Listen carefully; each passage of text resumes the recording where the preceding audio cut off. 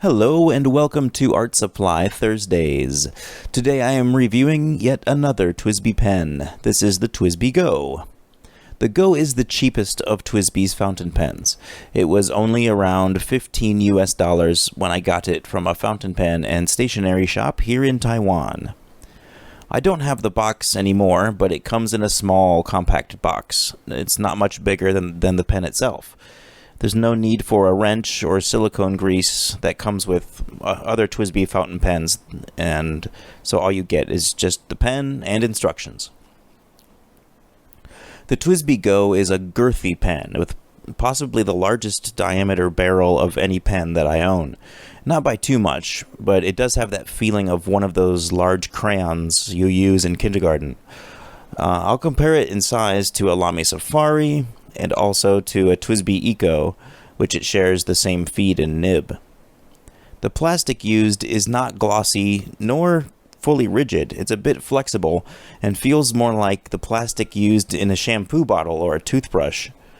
There's no clip, but it instead has a small loop from which you can attach a lanyard, and it also acts as a roll stop to prevent it from rolling off a desk. The word Go is raised in lettering on the side of the cap near the finial, which has the same red TWSBI logo that's used in the Eco. This pen is a snap cap, and it snaps tightly and snugly. So if you did attach this to a lanyard around your neck, for example, it would not come loose. Nibs are perhaps a 4.5 size. In my experience, they don't swap easily with third-party nibs, but they do swap with some other TWSBI pens, such as the Classic and the Eco, which also use the same feed and nib sizes. The nib is engraved with some scroll work and the TWSBI logo. The filling system is very interesting in this pen. It's a spring-loaded piston. It's surprising that TWSBI created a new filling system design for their bargain pen. These pens have translucent or clear barrels, and the spring inside can easily be seen. It does make it more of a conversation piece, but I think it also makes it a bit goofy looking. When filling this pen, it's so quick. It's faster and easier than anything except perhaps a cartridge. Here I will unfill it and refill it with this Diamine Soft Mint ink. You simply unscrew the barrel. You insert the nib and feed, push down the plunger, and then it springs back up and sucks up the ink. It doesn't look like there could be too much ink in there, but because of the large diameter of this pen, it does hold quite a bit of ink.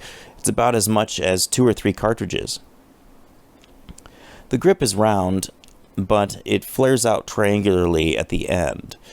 It's a light pen, and posted or unposted is fine.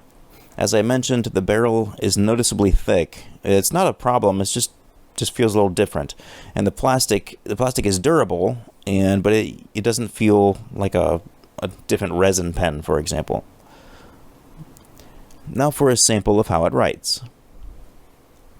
I did have trouble with this nib when I got it, and I really had to ground it and sand it with a 2000 grit sandpaper, as well as spread apart and narrow the tines back and forth until it finally wrote well like I wanted. I should make a nib tuning video because I've had lots of experience with that process. But after all of that, now it's very smooth and has a good flow and no hard starts. This nib does have a little EF and says extra fine on it, but after all the grinding and smoothing I did to it, it now writes like a Japanese medium with no flex. I probably could have been more careful, but I just wasn't really concerned about that when I did it, and now I'm happy that it writes very smoothly. I have an extra fine TWSBI nib of the same size on my TWSBI Classic, and that has very good flex, and it writes a perfect extra fine line. So let me show you an example of that for a moment, just in case you want to see how the extra fine writes.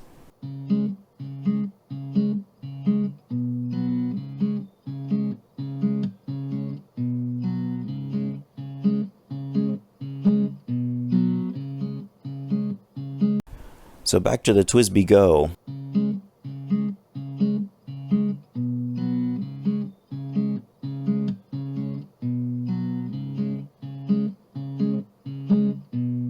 when you do reverse writing, it's a little bit scratchy, but it does give a very, very fine line, which makes it good for short notations in page margins.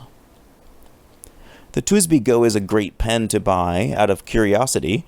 I mean, for a name brand fountain pen, it's very cheap and it holds a lot of ink. It's very easy and fun to fill, too. The nib issue I mentioned, it was a challenge, but it might not be that way on every pen.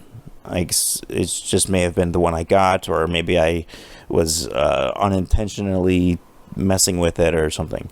I personally don't like the looks of this pen too much, but it's grown on me a little bit, and it's something that might make people say, "Hey, what is that?" when they see the spring mechanism inside and see that it's a fountain pen.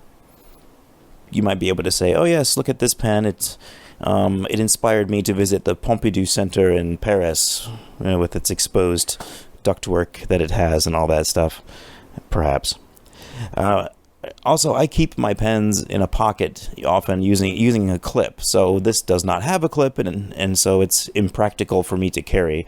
But I've gotten it to write consistently now, after I messed with the nib and the cap stays on firmly, so I still do grab it and throw it in a bag and use it regularly.